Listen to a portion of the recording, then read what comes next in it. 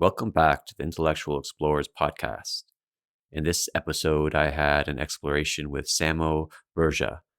Samo writes and speaks on how civilizations function. How he phrases it, he is concerned with the question of why has there never been an immortal society? I highly recommend you read his sociological analysis called The Great Founder Theory. And this is an exploration where we will unpack that theory. He gives a pretty good one-on-one on it here, but it is really worth your time and effort to read it. And I'll include that document in the show notes. I really enjoy intellectuals who offer a very rich and concise definitions and who write in a way that lacks pretentiousness and is rich with substance. And Samo is one such writer, in my opinion. All right. With that being said, enjoy this exploration I had with Samo.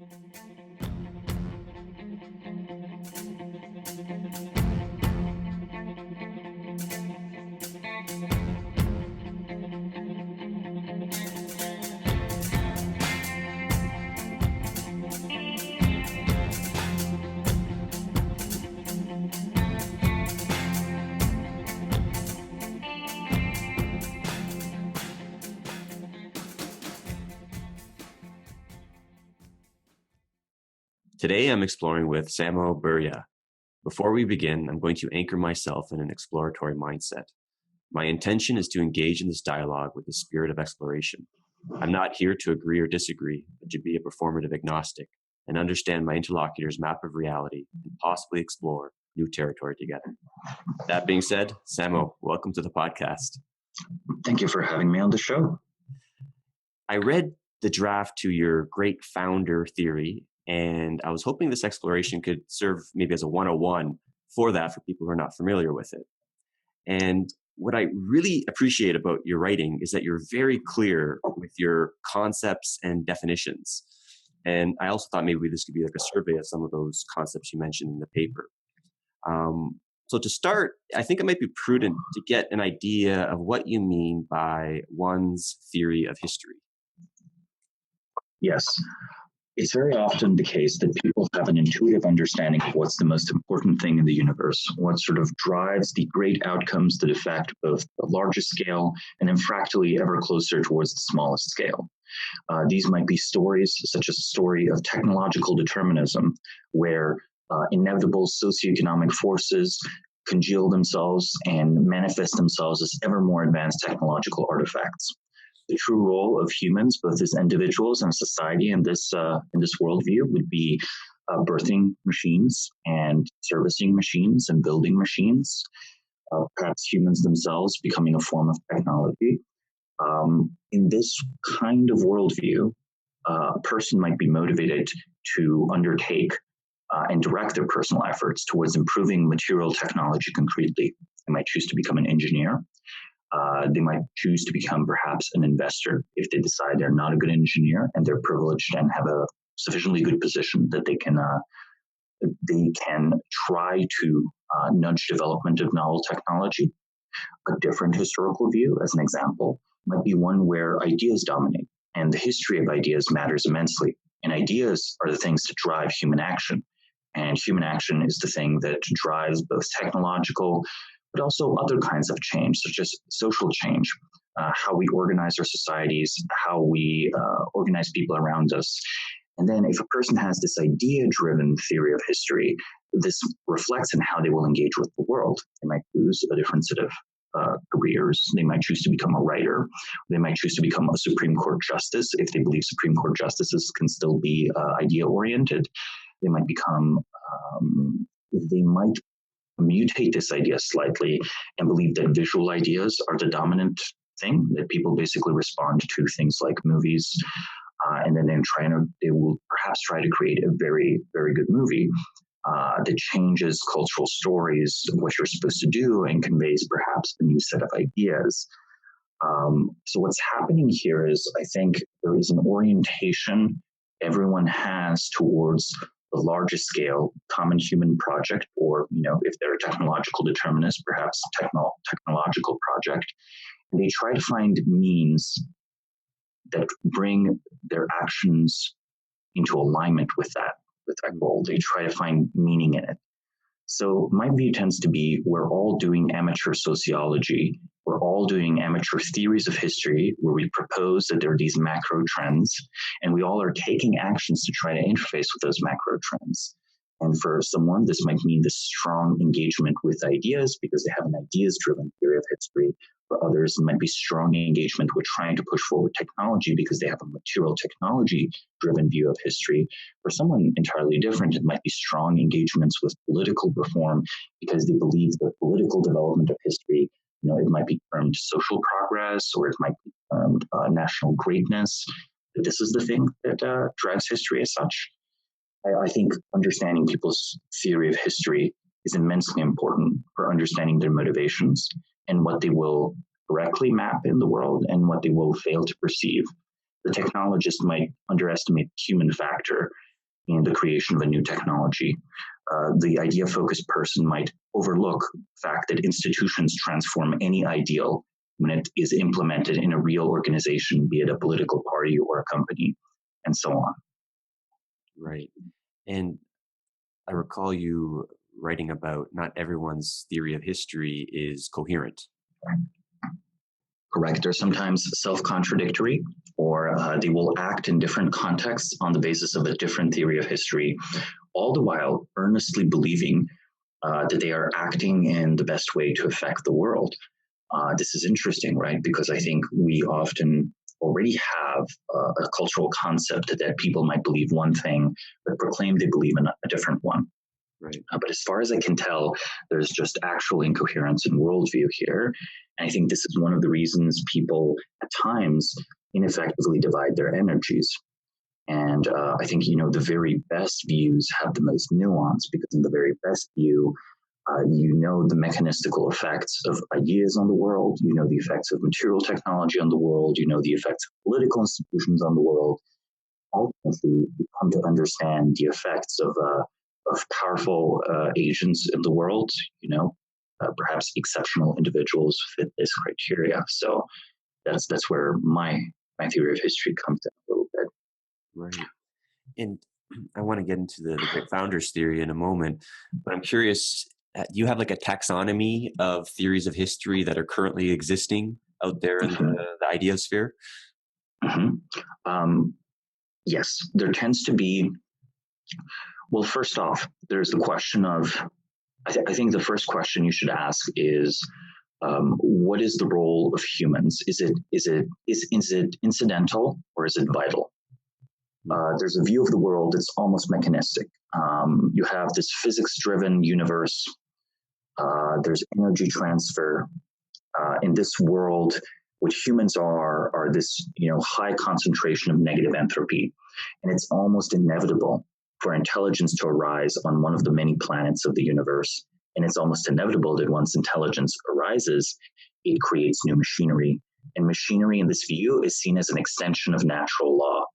So it's seen that, an atomic bomb is as much a natural phenomena as the fusion furnaces of the stars. And human agency doesn't really factor into it. So that's the first taxonomy. You have this kind of naturalistic view, or do you believe that there are responsive minds interacting with the world? Now, in the second stage, I think if you have these responsive minds interacting with the world, there might be people who just disbelieve in material existence, or people who believe material existence is harnessable.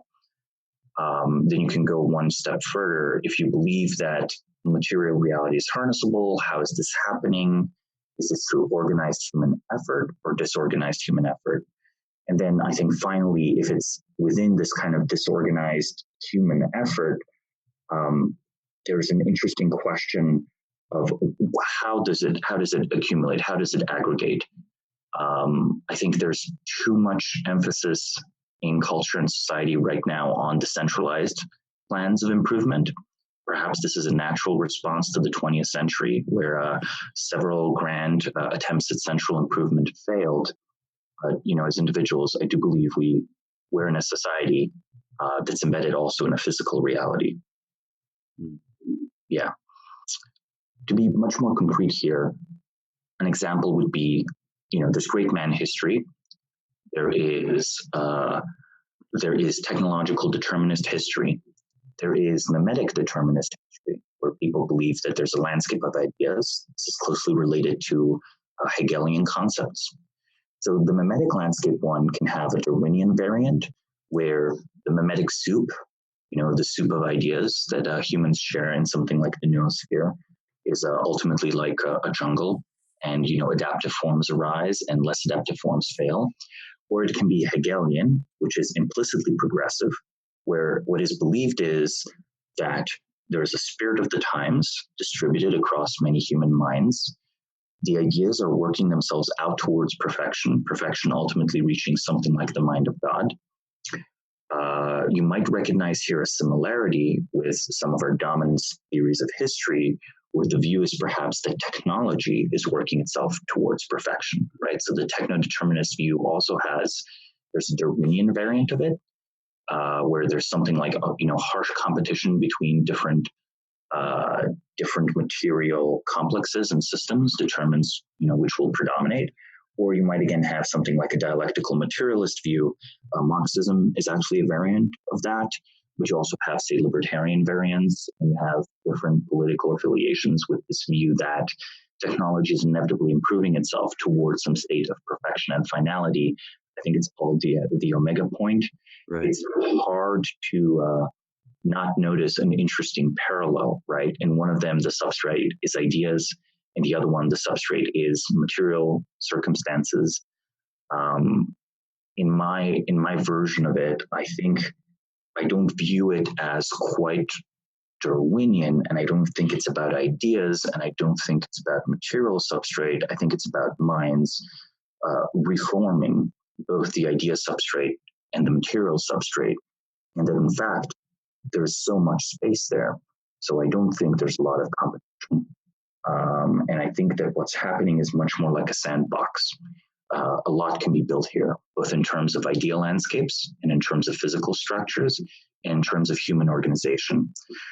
So if we have this as the third variant, there's a fourth variant, which I think is very important.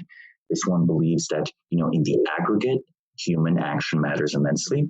A lot of economists might have this view that, the economy is this massive machine of prosperity with millions or hundreds of millions of people moving within it, responding to incentives, setting incentives. There might be a political version of this where you have the view that, through these large processes of history, we are perfecting our society towards ever greater justice and greater prosperity. So that would be, I think, like the fourth big branch, the view that, okay, individual human agents perhaps matter that much, but humans in the aggregate matter immensely. These would be, I think, the four biggest contemporary theories of history. Right. So let's jump into yours, the Great Founders Theory. At the crux of it, if you had to give an elevator pitch, how would you articulate it? I would say that we live in a highly institutionalized environment. Institutions do not evolve because there's no unit of inheritance. So they're not subject to Darwinian pressures. We are then confronted with vastly complex institutions. I think the clear answer is these were designed by people. Just because we can't always understand how all aspects of an institution works doesn't mean that the founder didn't understand that, right? I think the founders often understand quite well what they're doing, but not fully necessarily the consequences. And you mentioned that there's functional and then non-functional institutions. Yes. Here I use functionality in an instrumental sense. So when I say functional institution, I don't necessarily mean that it's acting, that it has an effect on the world. It is congruent with values one might hold or one might not hold. I'm really noting that the cogs and the gears and the wheels fit. A functional institution is something where the humans involved are coordinated in such a way that their efforts multiply each other. They don't just add, one pebble onto what is eventually a mountain, right? It's a very inefficient way to build a mountain. If you think about it, throwing many, many pebbles. It's more like there's a company and it has bulldozers, and some of the people drive the bulldozers and some of the people do accounting and whatever. Or to try to be much closer, if you have if you have a system such as an assembly line, if you think about the factory, factory produces, hundreds of thousands of products, millions of products at a time. The individual tasks seem very different, but the synchronization of the tasks, the synchronization of the actions produces finished products such as a car, right? It's not all robotic. There are workers at several stages of the manufacturing process. I think the same is often true of institutions, right? You don't merely create a tribe that exalts a particular end. You create a structure of people that have sometimes even different values, but certainly different tasks. And perform these tasks in the right synchronized pattern, with whatever the desired output of your institution comes to be. So a functional military on paper could be similar to a non-functional military. They might have the same number of soldiers. They might have similarly educated generals. They might have even very similar military equipment. Historically, we see vast differences between well-organized militaries versus disorganized militaries. And the same applies to objects like organized religions, companies, states. There are order of magnitude differences between them that can't be accounted for by the mere material composition, right? Just as if you ground down a human being into, the atoms that compose them and get 70% H2O, some carbon, some potassium, some whatever, this would not be a real human being. And just calling a bag of those things a human being doesn't quite work. And I think institutions, there's often an incentive to pretend are their own functional versions. But the reality is a lot of them just lack the internal structure and social technologies needed to perform their functions. Right. And what's coming to mind, and I think you mentioned this in your papers, Thiel's law. Could you speak a little bit about that and how the foundation is so critical? Right. In Thiel's law, he has something that was mentioned where a startup messed up at its founding can never be fixed. Right. I think that's rather important. Basically, the foundational effect there is both referencing to selection. If you have a founder, either they sort of already understand what they are going to do, perhaps with some mishaps, but they're vastly likelier to start building the correct thing right away, rather than later in the story where they've perhaps gathered more resources. But if they're still attempting to experiment in a growing organization, they'll be more and more confronted with office politics, essentially. Right. Collaboration requires partially an absence of immediate internal competition.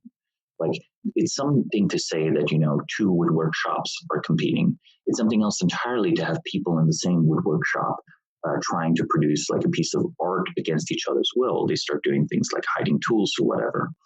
I think that, exploration is usually too expensive in a number of ways. And as soon as you start gathering resources for the purposes of this kind of experimental approach, often you end up creating experiments that will just destroy your container. I certainly think that individuals can easily survive this and can easily learn and can easily create a new thing. But whatever the relevant organization is, you should probably bet against it, at least in its first iteration. So there's a bunch of threads I want to go down. I want to cover a lot of the concepts you list in your paper, live versus debt players, board versus own power. Yes. But I just wanted to maybe ask you, what do you think is most prudent to start with? Because it seemed like you had a very systematic way you presented each concept in the paper. Right. I mean, I started in the paper overall, I start with explaining what a theory of history is and why it matters. It's supposed to set the stage for why you should examine your own thinking and understanding of the world to come to an understanding of what do you already actually believe and what your actions are based on. The hope there is that the gap between thought and action is reduced, because I do think we can learn quite well from action. After theories of history, where I present briefly on some of these, I talk about social technology. I already touched on the concept here, but it's one of the very important prerequisites for thinking about the the full theory. Social technology is basically in contrast to material technology, which is our understanding of how atoms can bind to each other and how we can produce machines such as automobiles and airplanes. It is basically the knowledge of how humans can be arranged and how humans can interface. This would cover everything from the details of how a new tribe might be formed. I think it's not completely arbitrary. I think it requires very specific conditions, just as it requires very specific conditions to, create bronze alloy out of tin and copper. If you try to create bronze, you don't know the right temperature, you will fail. You lack the technology, in other words, the techne from the Greeks, this skill. If you try to create a tribe and you don't know what tribes are, you will fail. This just means you don't actually have the social technology of creating a tribe. Or perhaps if you try to create a code of laws that will be respected, you're trying to instantiate a particular pattern in human social life and behavior. So social technology is this framing of social knowledge to emphasize its reality, how determinate it is. It's not free-floating. There are some things that work. There are other things that do not. There are many different kinds of organizations, institutions, cultures, even governments you could create or you could not create. This is then followed by investigation of traditions of knowledge. One of the basic premises I have is that knowledge is operationalized in human heads. Knowledge lives in human heads. It doesn't live in books. At best, a book can cause you to rediscover the knowledge it's pointing at for yourself. You can memorize a physics textbook and not know any physics, after all. In an institutional or organizational context, it's very difficult to differentiate people who, guess the password, who say what the right things are, who can say the right things that get you either a promotion or a credential or get your foot forward. But evaluating the actual skill of someone, much more difficult. It's possible then to have traditions that are living traditions. I would consider a living tradition something where people have not just the object level knowledge behind something, but also understand how this knowledge was arrived at in the first place. So you don't just have the blueprints for a rocket engine. You know how to build a new rocket engine with different design constraints. You could design a different rocket engine, right? So that would be a living tradition of knowledge. And then perhaps a dead tradition of knowledge would be one where you have the blueprints for the rocket engine, or you have the book of Aristotelian philosophy, or you have the exact recipe for a bronze alloy, but you have no idea how to make a different kind of alloy with different properties. You don't know what an Aristotelian theory of philosophy would say about the iPhone, and you don't know how to design a different rocket engine. You can still revive such a tradition, but this is then a very personal quest because there are no experts around, no true people.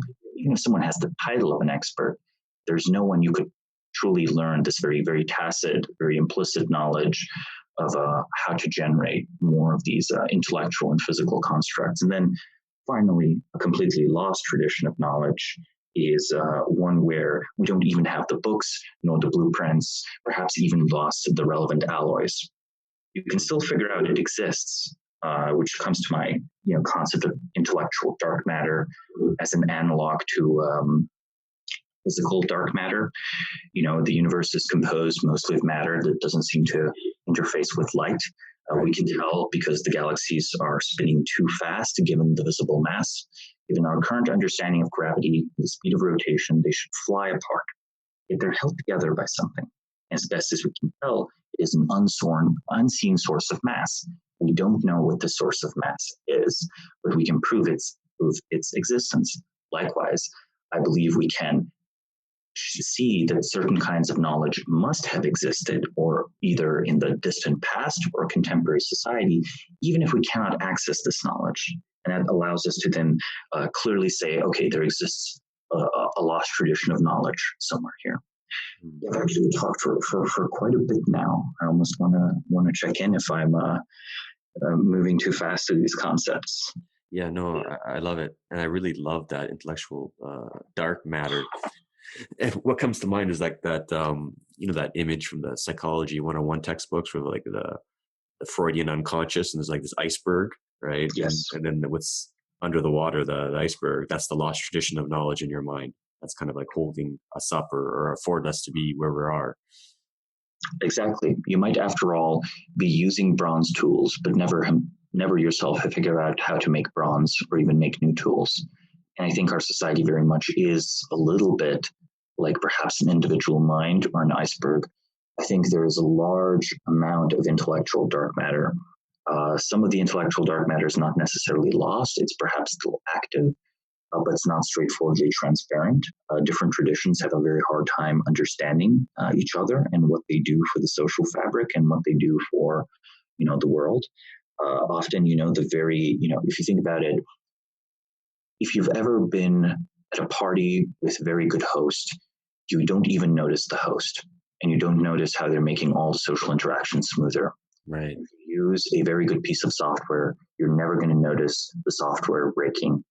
You might not even know what a file system is, yet you're still able to use applications on your phone. That's not hypothetical. I know computer science instructors who tell me they now have to teach 18 and 19-year-olds what file systems are, because the interface has hidden away that sort of thing that's happening in the guts still of every phone. But if you're having applications and have never used a classical PC, at least not extensively, you might not understand what a file system is, and so on and so on. So in a way, the products of very well-functioning knowledge can seem almost magical in the sense that you don't need to understand the details of how it works for it to work. But, ultimately, someone needs to know how the planes are built. Someone needs to know how the planes are flown. Someone needs to know how to run an airline. And, the fact that you can board this wonderful machine and go from New York to London in just a few hours, or, go to an adventure in Australia, that rests on this big iceberg of knowledge that to you as an individual is completely, invisible. And I think to society as a whole, we don't have an exhaustive catalog of which knowledge we have and which knowledge we do not have. Academia makes the pretense of this, but I believe it's merely a pretense. Mm. And I recall in, I think, one of your lectures, you mentioned the intellectual dark age, which I'm assuming is related to this. But I slipped my mind with the actual definition, what it was. But I jotted down something, life's never lived. I think that was, you wrote that under the intellectual dark age. Could you speak on that? Yeah, I think the true cost, the interesting question is, how would you know if you lived in an intellectual dark age? If you lived in an intellectual dark age, well, first off, the people who would be most apt to notice what is missing would be other intellectuals. There are probably not going to be many of those around, after all, if it's a dark age. You need people who engage extensively with knowledge and can understand the difference between the form and the substance of knowledge, the difference between a college degree and actual mastery of a set of skills, the difference between the blueprints to a rocket and the ability to design new blueprints for a rocket. This means that societies undergoing an intellectual dark age often have a crippling lack of self-awareness. Of all the texts we see preserved in the late Roman Empire, none of them bemoan the declining level of education. The Neoplatonists believe they straightforwardly understand Plato's theories and are extending them. The early Neo-Confucians that seek the Tao of Confucius believe they are doing Confucianism rather than Confucian-themed Taoism. So often there are these confusions as to what you are doing or what you know and do not know. It can be very important for a profession or an institution to assert it has knowledge it does not have. One merely needs to think about the impressive structure of the Catholic Church. Now here, an interesting question. Did the Catholic Church have true knowledge of the divine or not? Regardless, opinions on this differ, obviously. But it clearly built out an impressive economic, political, social structure that lasted for a good, I would say at least 1,000 years. I think the story of 2,000 years is a little bit exaggerated, at least for the Catholic Church as it's organized today and in the last few centuries. But it's a very instrumentally powerful and useful thing to be able to claim knowledge. And sometimes there's fraud, and sometimes there's self-deception.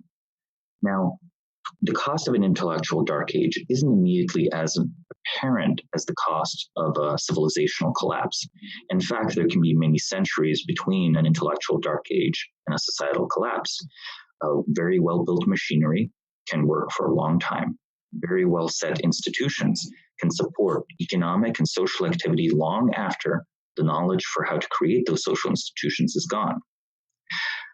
The civilizational collapse scenario, something like the late Bronze Age collapse, might result in a massive reduction of population, a loss of physical technology. The cost of an intellectual dark age is more in the opportunity cost. You might still have a car, and your car might work exactly as well as cars manufactured 100 years ago, but you don't have whatever the original designers of a car could have built right now. Right, you perhaps maybe lack, intercontinental ICBMs that transport not just nuclear devices, but hundreds of thousands of passengers. I'm referencing here Elon Musk's recent proposed application for some of his heavy lift vehicles, that of intercontinental travel in 30 or 60 minutes at scale. The cost of lives never lived is something that we can scarcely even imagine. It's, you don't see what you could have had but never had. You only see, well, what I already have that is perhaps lost within my lifetime. And I think that in terms of health, happiness, including psychological health, including ability to understand the world, we are paying a massive opportunity cost. We could, in fact, be moving much faster. We could, in fact, be moving and building much more sustainably. I think we are, at a stage where we are a little bit like a goldfish. I think we forget things over and over again instead of learning them as broader culture. So the idea is we're living in an intellectual dark age at the moment, if I'm understanding correctly. Yes. And I guess maybe what points, you already mentioned one, but what points throughout history were we not living in an intellectual dark age? I think the Renaissance is slightly overhyped, but it's actually quite real intellectual phenomena starting in 14th and 15th century Italy, where people for the first time after many centuries engage with Platonic thought, humanist thought, and so on. I also think there's a brief period in the 12th century where there are notable advancements in philosophy, where Aquinas, rediscovers Aristotle and sort of rebrandedly expands that system of thought. If you read Aquinas' Summa Theologica, you realize he's doing psychology, he's doing political science, and it's all extensions of Aristotle's system. A great example is Greece itself. There's an intellectual golden age, an Athens of 70,000 free citizens. Somehow, in terms of intellectual output, can compare to modern day New York. Now, why is that even possible? Millions of people, all this wonderful information technology, all of this machinery, all of these billions of dollars dedicated to cultural and scientific output. The normal story is we've exhausted all the low-hanging fruit. My view tends to be more that if you could get those 70,000 Athenians up to speed with modern thinking, they would vastly outshine New York. It should not even be a competition, right? If today we were as cost effective at producing new original thinkers as that period was. Then another one is the 100 schools period in the 3rd and 4th century BC, where you have schools like the legalists, the sort of predecessors to the Taoists, the Confucians, the Mohists, these very different philosophies that not only were philosophies, they were sciences, they were legal, schools of legal thought, schools of medicine, and so on. Classical Chinese medicine comes from this period. Those would be some of the highlights. So would you say that a distinction between the intellectual dark age versus an intellectual light age would be that the weight allocated towards the influence that a living tradition of knowledge has versus the lost tradition of knowledge has? Yes. I think that's a really good way of putting it. I think what's happening is, in an intellectual dark age, the number of living intellectual traditions is relatively low. It can still maintain and sometimes even extend some of the basic mechanical principles, but it doesn't come up with new mechanical principles. It doesn't come up with completely new paradigms of physics or psychology or society and so on. It operates within the parameters set by a previous age where thought was more active. Right. So returning back to the structure, the beats of your paper, I think the next one was, and I love this one, versus live versus dead players. Right. This is, it's intentionally titled in a provocative way. I've heard many complaints where people read the essay and they become very upset. And I usually don't try to make them feel that much better, because when looking out into the world, I think you have to consider what a person or a tightly coordinated group of people that is able to do things they have never done before looks like. That is aliveness. Now, Right. someone that is not capable, or a group of people that is not capable of working off a script, without a script, in a new changed environment, I think realistically, that's not a very live player. So I can't help but call it a dead player. People have suggested calling it inactive, but I feel that is sparing feeling rather than looking at substance. I think in the universe, to be alive means to adapt. It does not mean to perform a mechanical task. I think the distinction matters because it tells you how to act both, in a way, offensively, defensively, collaboratively with someone. If you believe you are working with a live institution, a live player, you can actually propose novel and interesting traits to it. If you believe you are operating with a dead institution or a player, well, perhaps you can form yourself so as to interface with them. Perhaps you can meet their official requirements. Perhaps they will even give you grants or something like this, but they will only take correct action accidentally. This script that they're operating from was just written decades or perhaps even centuries ago. They're blind and deaf in the sense that they're not receiving new information. They're not changing. They're thinking about the world. They're not adapting their internal structure. If you imagine, something like the Postmaster General approaching Jeff Bezos for a partnership, that just seems so unheard of, so bizarre. But that's because we don't expect the post office to adapt or change, right? Or if you imagine a world where IBM suddenly springs to life and produces the next generation of groundbreaking technology, that just also doesn't sound like something we would expect to see.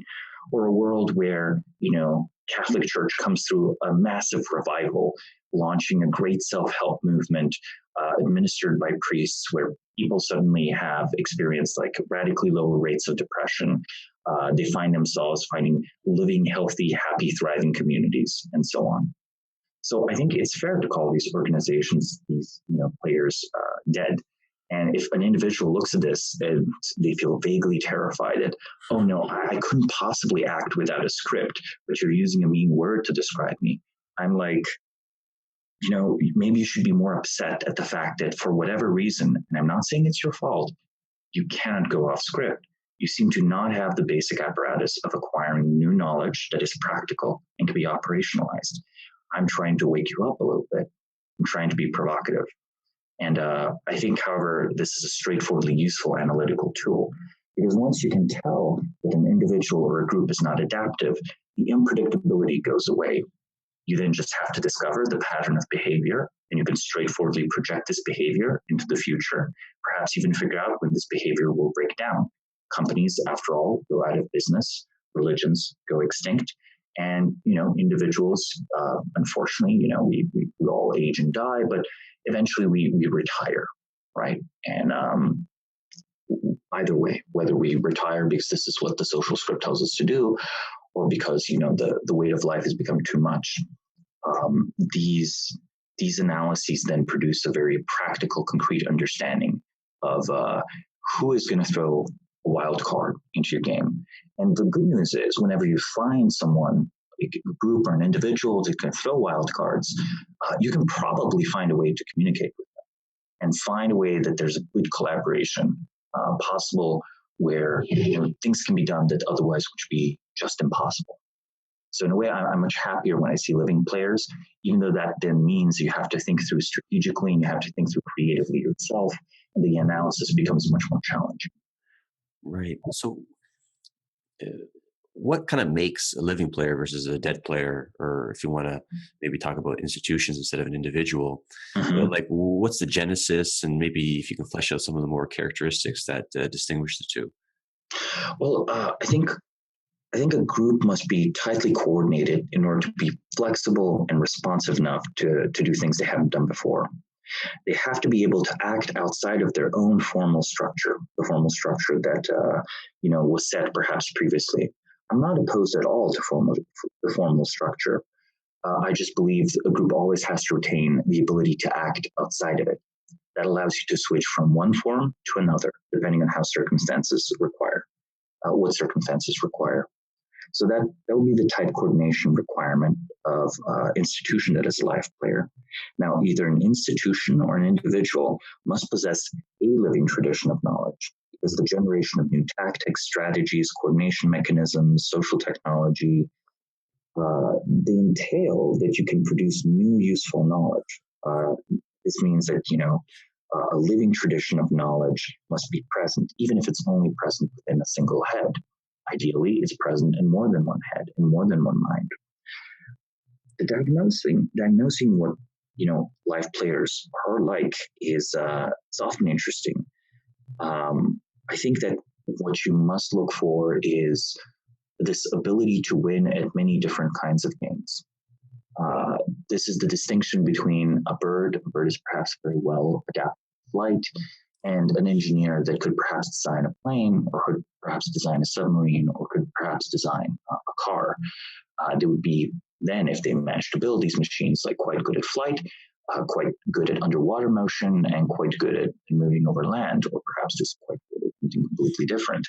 If you see the prominent career of an individual, the external signs being something like successfully created a company, then joined a monastery and created a new monastic order, or someone that used to operate in private sector successfully move into reforming public service, or you see a group of people that used to operate in one socioeconomic context move to a completely different one. These are all interesting signs of live players because they suggest this kind of mobility. Now, for dead players, what's an interesting question? What causes a player to die? I think that you can have a situation where there's an intellectual tradition that's unable to replicate itself. So there might be a particular generation shaped by an event or a particular convergence of factors that comes to an important insight about the world, yet they find themselves unable to teach their own replacements.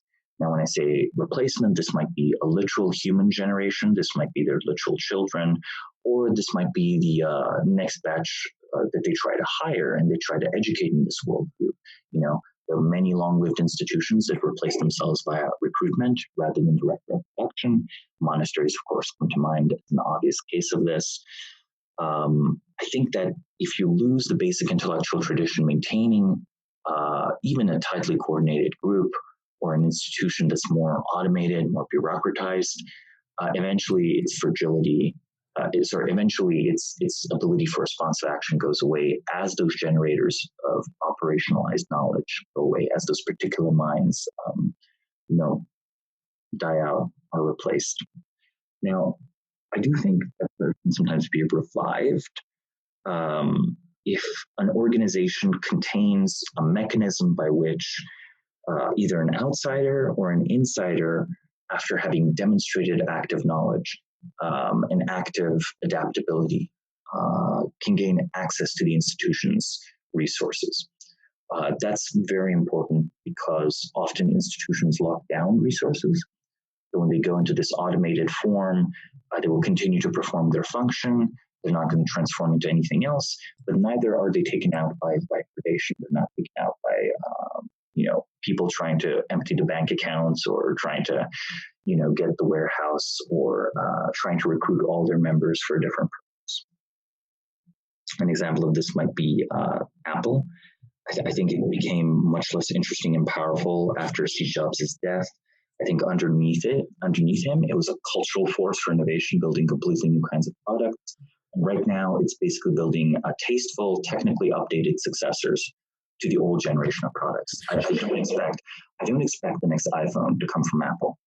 I think if Jobs was around, you would expect the next iPhone to come from Apple, and it would not be a phone, right? It might be the iCar or the iPlane, or it might be a completely unimagined product.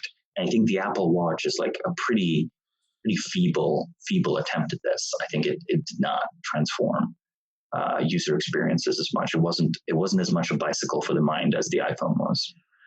So the idea is that Apple during Steve Jobs was a live institution player. Yes. Now it's a dead player. Yes, correct. Right. So you on the next section, you had something called borrowed versus owned power. And, again, I want to compliment you on your concise definitions. I think we share that. I love tight definitions. And your definition of power, I have written down, is the ability to realize your will, to affect the world in ways you desire, to achieve your goals. Yes. Which I think is pretty good. It's to influence, the reality in a way. What's the distinction between borrowed versus owned power? Borrowed power is power that has been lended to you for a particular purpose by either an institution or an individual. It's power that can be taken away by someone else. It's lent to you. Owned power is power that cannot easily be taken away once it's been granted to you. It might still have been originally given by someone else, or you might have built it yourself. The major sources of owned power, I think, are resources, skills, personal relationships, and knowledge. And I can go into that. Resources can be defended, right? Either legally or physically or in other ways. Skills are very, once you have truly learned something, how is that going to be taken away? It can still be overpowered. You might lose it through lack of practice slowly, but it's actually eminently within your own domain. Personal relationships, if you have an individual that truly cares about you, another mind, and you care about them, both of you will be taking active measures to preserve that connection. It seems to be, for better or worse, humans are very social creatures. We're social animals. And then, the difference between skill and knowledge is a subtle one, but there certainly is information about the world that can be acquired. It's like having a better map of the world. Is this a skill? Well, no, not quite. But it allows you to deploy your skills, resources, and personal relationships notably better. Right. And then a borrowed power might be something like a job from which it is very easy to fire you from, right? Or it might be an official endorsement by someone, or it might be a command of a set of either employees or command of a certain number of soldiers in an organization where you are quite replaceable. And I think a lot of our society currently rests on these hierarchies of borrowed power, and there are only a few small pockets of owned power. Mm-hmm. And on your piece, maybe we should go into this, the competition for power and empire theory. You want to unpack that? I have some follow-up questions, but maybe give a brief overview. Of course. I think you must first really try to figure out whether there's a competitive dynamic ongoing or not. If you notice that there is a competition, if there's an ongoing competition, you have to figure out what the relevant domain competition is. I think that in a very straightforward way, once you've established, well, okay, so this is competition over money, or it's competition over prestige, or it's competition over some other resource or some other kind of alliance, you're going to start seeing these very interesting dynamics. Because if it's, a limited bounded competition versus an unlimited competition, there are very few cases, by the way, of unlimited competition. I think even in situations like something like on a state level, something like total war, that does not actually happen all that often. There are, interesting counterexamples where, for example, Britain and Germany during World War II both have massive stockpiles of chemical weapons that they presumably could use against each other, but they don't, right? And World War II is usually cited as an example of an almost total war environment, but it clearly falls short of that. So I think almost all competition is bounded. I think there are definitely times when people irrationally pursue competition, but I think those people tend to exhaust themselves rather quickly. The best way to win at zero or negative sum games, after all, is to spend most of your time playing positive sum games. Empire theory then proposes that there exists, when you first look at your environment, of many people, institutions, environments, there's a landscape of power already in existence, and there are competitions occurring in it. Once you start looking at which competitions are occurring on the landscape of power, you go from a simple, this is the current situation, and we will straightforwardly extrapolate, a linear projection into the future, to I dynamically understand what's going to happen to the system.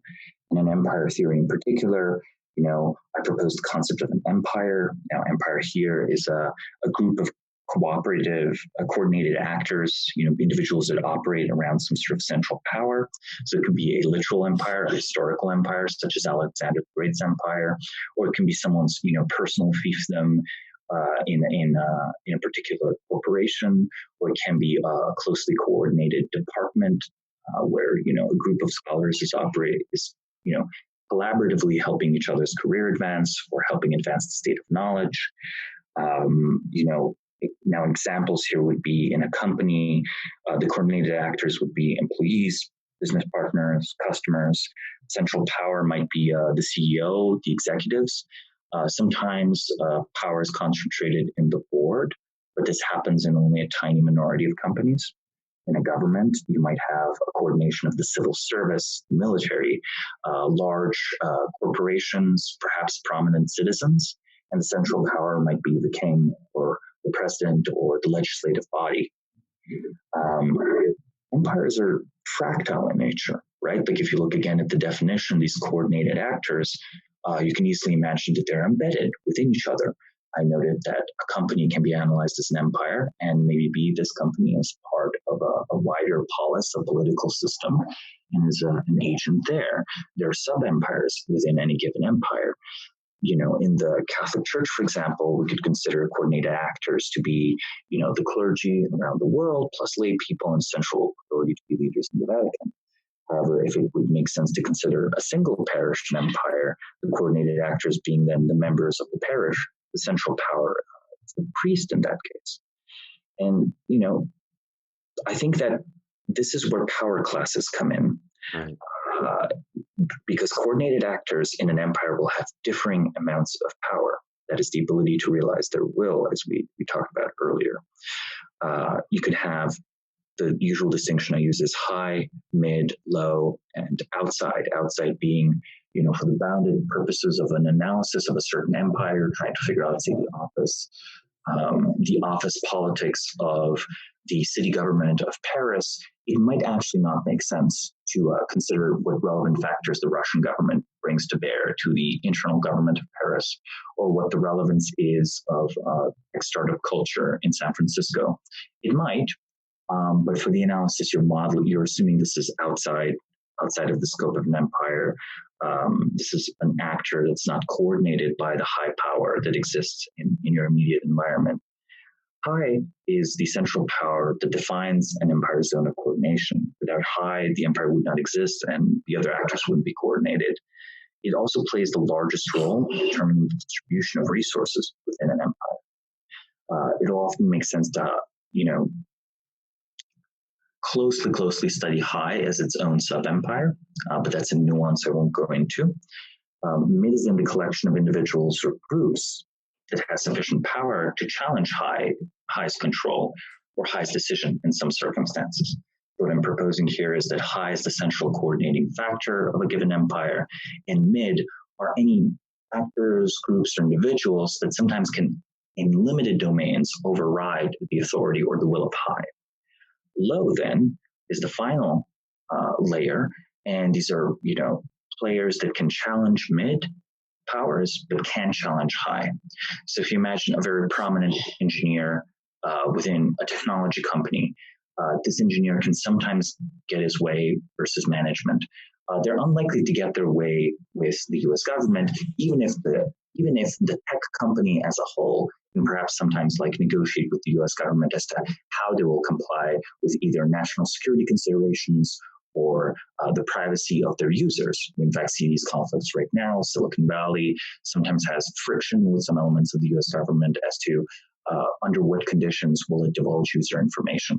And within a technological company today, you might see engineers carry very strong opinions about this. Almost never will the engineers be able to challenge the US government. They might be able to challenge the administration of their own company. And sometimes the company gets to challenge the US government in a relevant way. I know when Apple was a live player under Steve Jobs, they were the only technology company that did not comply with PRISM. I don't know, have you ever heard of PRISM? It was a surveillance program under the United States National Security Agency, and it collected internet communication from various US companies. It's rather remarkable and anomalous that Apple got to not comply. And I don't even think it was because it might be because Steve Jobs deeply cared about user privacy, but I bet it just on technical grounds made it a worse product, because I feel that's what he most cared about. So it's kind of funny, right? There was the concrete agenda, and they managed to basically opt out for many years. That I think illustrates this sort of high and mid dynamic. Now, once we have this strategic landscape, once we have the empire, once you have this hierarchy of high, mid, low, then you can start thinking about the dynamics that play out in these classes. Right.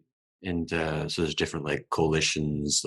Sometimes it's prudent for high to make an alliance with low, or mid with low, in order to meet their power objectives. Yes. Basically, you can have situations where there's a conflict between high and mid. And one of the best tools high can use is to indirectly attack mid. Sometimes by providing resources or cover for a low player. So this is a high-low versus mid alliance, right? You can have a situation where you can interact. There's no immediate conflict of interest between high and low. There's only conflict of interest between low and mid and high. And the classical appellation of, the enemy of my enemy is my friend, applies pretty straightforwardly. This produces counterintuitive dynamics where the very strongest possible player will sometimes support the seemingly weakest player. But this is precisely because the strongest player understands that even a victorious weak player will be much less of a threat to them than the moderately strong player that they're both trying to cut down for a peg. You see this dynamic in the centralization of governments where, for example, through the 19th century, the French government took step after step after step, and by which I mean the French state, to limit the power of mayors of various cities and various provincial administrators. And often the justification used for it was the protection of the rights of their citizens. We have to, limit the scope of action in order to protect citizens directly. In a way, this is perhaps good for citizens. Maybe citizens get a better deal. But in another way, this is eliminating intermediate institutions, right? And these intermediate institutions were, in fact, sometimes powerful enough to challenge the French state. French citizens were much less powerful to challenge the French state. There are other types of interesting interactions here. I think what I most like to think about is, whether empires are growing or shrinking, and whether empires are highly centralized or relatively decentralized. I think a decentralized empire is one where you will have a large variety of different agents competently, energetically acquiring more and more resources, pursuing more and more goals. I think a relatively centralized empire will have one really active area, and everything else will be organized around servicing that active area. I think in a growing empire, the total amount of resources and the total number of coordinated actors is increasing. In a declining empire, the total pie, is shrinking. Fewer and fewer people are coordinated. So this, works out to an interesting 2x2. You can have decentralized expanding empires, where I believe what's happening is a tacit alliance between high and mid. Mid is saying, I'm going to go out there into the world and bring in new allies and bring in new employees and bring in more money or more other kinds of resources. And you at the center, I'm going to comply with your will and you're going to get a cut, but you're going to leave me freely operate in the world. And in exchange, I'm not going to challenge your authority very much. And because your cut is working out well for you, you remain in a stable, good position to pursue whatever your agenda is. In a centralized expanding empire, a good example of this would be Alexander the Great, who I mentioned earlier, who was, carefully coordinating his own generals, where you have a single person that is distributing, or a single object that is pursuing an activity that's producing a lot of growth. Now, this growth might be, in Alexander the Great case, it's conquest in the creation of a startup. It might be a completely new product or economic niche that brings like a big financial windfall. And then the center distributes out these resources as patronage. So then if you're a mid player, the very best thing to do is to appeal to high directly rather than pursue your own independent activity. Such a system can still be economically productive, or, it might be economically stagnant. If it becomes economically stagnant, the question is where are the resources coming from?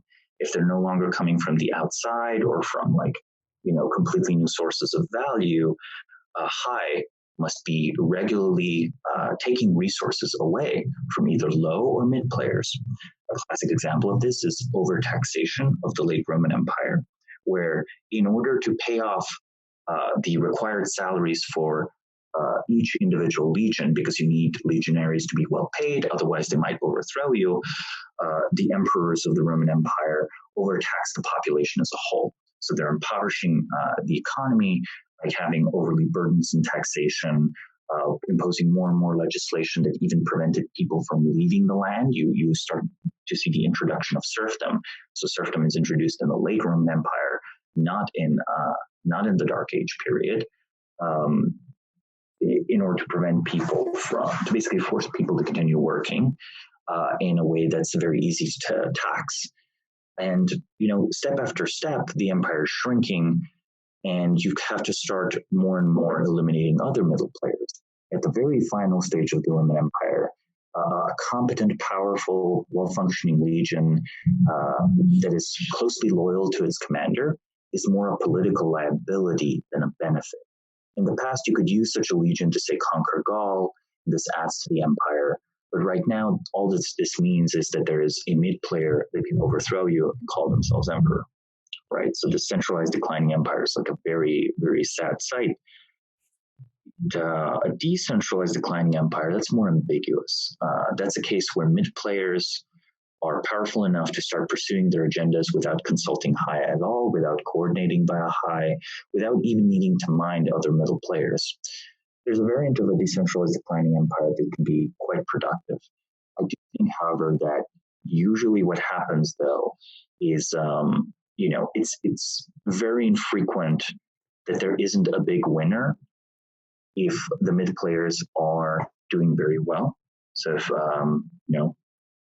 if you have a disintegration of an empire, either all the cities are doing very poorly, because the big question is, if, say, Rome is no longer the real center of the empire, but there's this other city, Constantinople or Alexandria, that's thriving, why doesn't Constantinople or Alexandria become the new center of this empire? And historically, they did, right? You have the Eastern Roman Empire.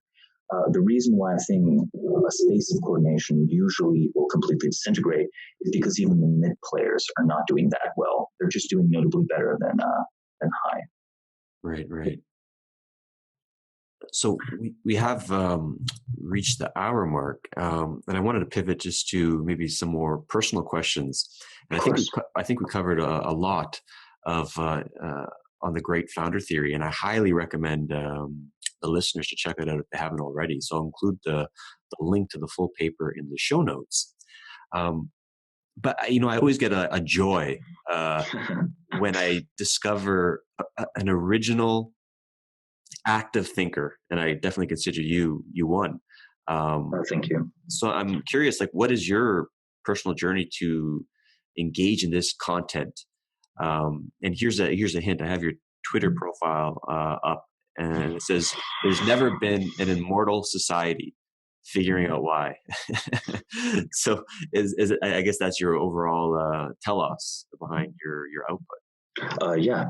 I firmly believe that it would be, I think there is a beautiful common human project. I think there is something that transcends all of us as individuals. And I think these societies that we have been part of have, as machines for our mutual thriving and for the achievement of this common project, been woefully inadequate. Whenever someone writes a beautiful book to try to change people's minds on something, be it a work of fiction or nonfiction, whenever someone founds a new organization, whenever someone writes and thinks through a whole new ideology or a whole new way of being, tries to propagate it, whenever someone builds a new machine, they are embedding this machine on a set of foundations to constitute the society as a whole. Any piece of material technology requires people to take very specific steps. I used the factory example earlier in our conversation. If you imagine the factory workers are not, doing their tasks as trained and on time, there are not many cars rolling off of the assembly line. Eventually, you might run out of cars, just as eventually we lost the ability to build aqueducts and forgot for a few centuries how to make more. And there was no economic need to make more because society became radically less wealthy. The same goes for ideologies. I mentioned the 100 schools of thought in Han China, and most of those are lost to history. We only have 8 to 9 schools and references to many, many others. So all of these efforts, to me, seem to be bounded by the mortality of these human societies. And the passion I've had is, well, what if society truly could understand itself and could understand the source of generation of new knowledge, and then how to socially and materially sustain knowledge indefinitely? I think then we would see something like a stably progressing human civilization. Our society tells itself the story, I think with no really good reason, that we already are in a stably progressing civilization. I think no, we're very much still in the civilizational cycle of rise and fall, where perhaps some lessons are learned and passed on to the next civilization, but much more is forgotten, much more is wasted. I think that, people don't consider the possibility that something like science, you can have the shell of science preserved without the substance. You could easily have a world of many, many universities with no real scientists. And then consider yourself the question, does this look like a world with 50,000 fully active, fully alive geneticists or 400,000 physicists truly pushing forward the barriers of our understanding? It doesn't feel that way. It doesn't very much look that way either. So I feel that perhaps, this kind of explosive growth and understanding of the 19th and early 20th century, I think that's been a little bit exhausted. And I don't believe it's because we've approached the walls of this huge sandbox we find ourselves in. I think we're nowhere near the walls. I think, however, this collective platform on which we embed things. Another metaphor I use is that, civilizations are like forests. They have some old growth trees and some young saplings. And I think when you see a civilizational collapse, it's much like a forest fire, and often a forest fire where for some reason or another, the younger saplings are no longer growing. And all that you're left with are these very mature trees. And the undergrowth is not very, very thick. So the wind carries the flames very far. I think this is often the case in overly centralized societies that fit the centralized declining empire model. So I feel that perhaps we've over-leveraged our knowledge. I think we make a claim to more knowledge than we actually do. If you look at the world economic system, does it seem like we have a true theory of macroeconomics? Does it seem like, the financial crises and the social problems, do they fit what a civilization that truly understood economics? I don't think it does, right? And I already pointed out how the returns on, say, Athens seem to be superior to the returns at, say, New York City. But I'm also going to just directly compare it to the Ivy Leagues. I think the intellectual generativity of Golden Age societies vastly exceeds the financial and human investment we've put into, the returns on those vastly better than the returns on our investment in the Ivy League universities, and so on and so on. So, yeah, my personal motivation is perhaps with correct knowledge of how society works, we can refound a lot of these institutions and push them back into functionality. I guess the idea is to create a sustainable and generative society. Yes. Where the living tradition has more weight than the lost traditions. Correct. Where the lost traditions can be very encumbering if they're used as the basis for authority and power, right? To mostly lock down resources. Like, capital is for spending, like be it material capital or intellectual capital, right? Or social capital for that matter. That's why I also think that status is actually not a zero sum as people think it is. If you only have the personal willingness to both acquire status and then use this status, even burn it, to do the right thing, this is very positive sum. I love that. Burn the status. Never heard I mean, that. status, you should gather the status to burn it, right? Just as you should gather, money to spend it. Just as you should gather knowledge to, gather even, deploy it to gather even more knowledge, et cetera, et cetera. Yeah, leverage the status and risk it. That's great. Yeah. And I think today we are too risk averse in terms of what we will put money into and what we will put status into and what we will put our intellectual energies into. And the normal story is that, play it safe and you will get good enough returns and nothing bad will happen. But come on, look at government R&D spending. Look at honestly some of the, even the private sectors know better, by the way. A lot of Silicon Valley investments are very questionable. And playing it safe, that there's no such thing as safety in this sense, right? Once the returns are exhausted to an old game, you must move on to the new one. Insisting that you're going to play the old game just means you will necessarily squander your capital eventually anyway. Right. Yeah, it's a great way to frame it. So, before we close out, I'm curious, where are you at in your edge of your thinking, and maybe what kind of other active thinkers or philosophers that are currently captivating your mind? It's a very good question. I think there are many books I would recommend. I would recommend, you said active. That's a very difficult question. Number of active thinkers in the world, I feel, unfortunately, it seems to be not that high. For a classical thing, I would recommend Carroll Quigley's books on history. He's an American historian, deceased already, but quite recent. In particular, one of his books, Weapon Systems and Political Stability, is very interesting, and the one titled The Evolution of Civilizations. Until recently, I would have recommended as a great contemporary thinker, René Girard. I think that, in the absence of that, I feel perhaps, and this is part of the reason why I was so excited to come to this show, perhaps I've been getting a lot of value out of trying to examine these dead traditions and try to revive whatever insight I can, because I think there's so much that's been left on the table in the recent past. With current thinkers, though, it's very difficult to find them. I love finding new people. I've been listening to some of your previous guests. They all seem promising. I think that, for example, as a living thinker, Henry Kissinger is underestimated. He's somewhat politically controversial, but I think his thoughts on international order and stability are quite good. The way I think we should think about him is that he's trying his best to produce a system where nuclear war is disincentivized. We think nuclear war is this archaic concern, and he's, I think, 94 at this point. But the weapon system is there. The nuclear weapons are still there. We just stopped talking about that as a possible risk. And it's not like great power competition has gone away. It's really clear the United States and China have more and more friction, and the friction is building up in the system. Merely saying that war is in no one's economic interest is like a little bit naive, because war was in no one's economic interest in 1914 at the outbreak of World War I. That was the first peak in globalization. There was more international trade as a proportion of all trade in 1914 than there was in 1945. right? The world was more globalized in 1914 than 1950.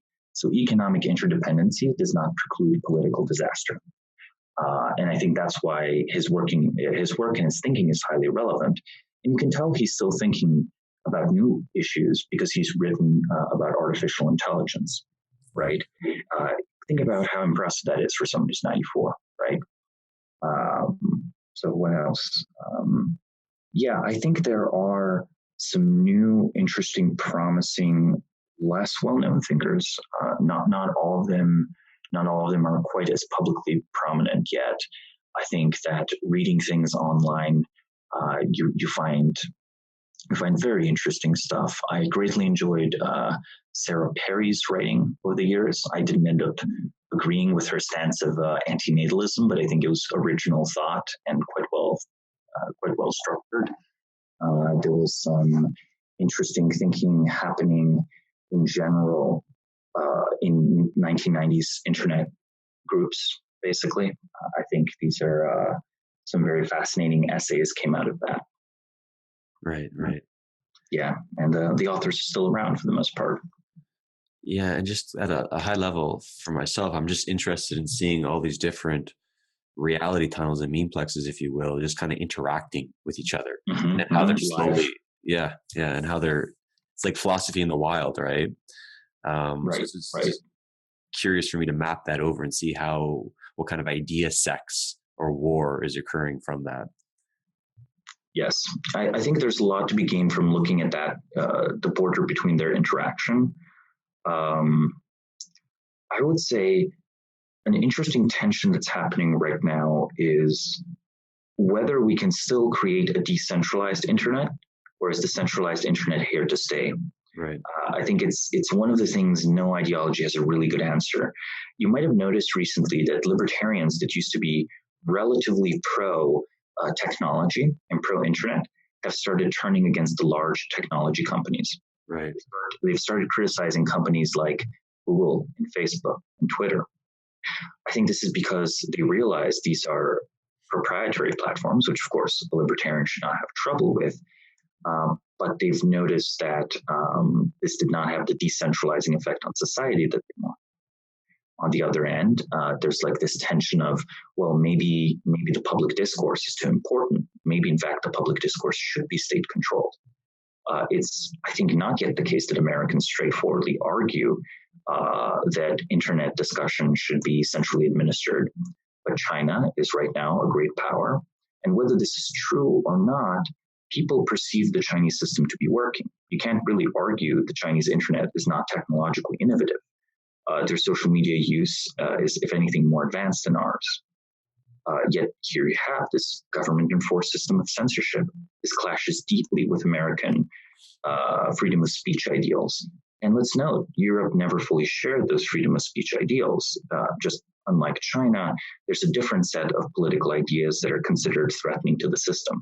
I'm not going to go into, whether, banning hate speech in Germany is equivalent to, banning like a criticism of the Communist Party in China. It's beside the point. The point is they have decided to deploy the tool of partnership between social media companies and the government to try to moderate public discussion, and that this is done by a political organization rather than by something like, an independent or a nonprofit thing.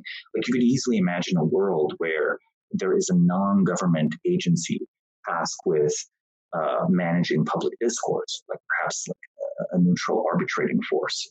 And I think how ideologies will respond to what is happening with management of the internet will determine a lot, because this is a game that will try to determine what the rules are of the great public conversation, right? Libertarians, for example, they'll talk about a marketplace of ideas.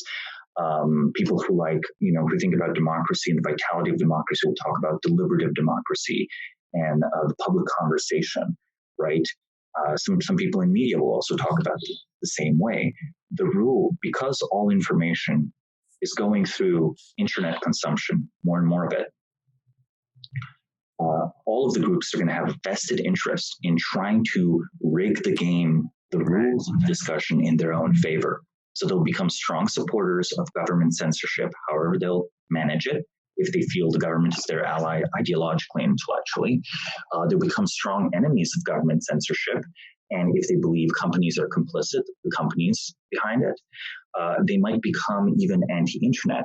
I would not be surprised if there are movements that will radicalize in the direction of unplugging. This is for the groups that will think that, no, there's no way to have a marketplace of ideas online because the internet is now too managed. We are unplugging. We will have a marketplace of ideas in the real world. Right. So these would be kind of my predictions as to how these ideologies and ideas will develop. The ones that feel partnership with government will love government and large companies. The ones that feel, that they are enemies of it will try to fight against the large companies and will tend to favor distributed solutions, whether or not these solutions are practical, such as, like blockchain-based social networks or whatever. And then finally, there'll be a group of people who will just turn strongly against the internet. And these will be for the groups that do not believe in the decentralized solutions and are somewhat not demoralized. They don't feel like they will lose. So they're going to bet on a more Luddite direction. Right. It's like a mimetic Benedict option. Correct. Right. Yeah, that's very interesting. It's sort of like some people are saying that there's already a fourth world war happening right now. That's for our collective mind, in order to win over the noosphere. Right. Yeah, and then obviously if you get the control, if you control the medium, right, you control the message. Right. So, Samo, I thought that was a really great podcast, and I just really love getting out over your ideas. So, thanks again for coming on. And where can people find you if they want to know more about you? They can go visit my website, samoburja.com, or they can find me on Twitter. I also recently launched a YouTube channel because, I took my own advice and I realized, oh no, a lot of information is transferred by mirror neurons, right? A lot of information is transmitted where people empathically connect with someone. So if I put down words and to paper and I can have the best words, there'll be something the words can capture. So I'm now trying to experiment with these, putting on some of the public lectures that I've done over the years on the channel, as well as having these short videos where I try to explain one idea at a time. Yeah, and I really like those short videos, those 3 to 5 minute videos. Are really, really, really slick. Right. Thank you. All right. Well, Samuel, thanks again for coming on the podcast. That was great. Thank you for having me. All right, everyone. Till next time, keep exploring.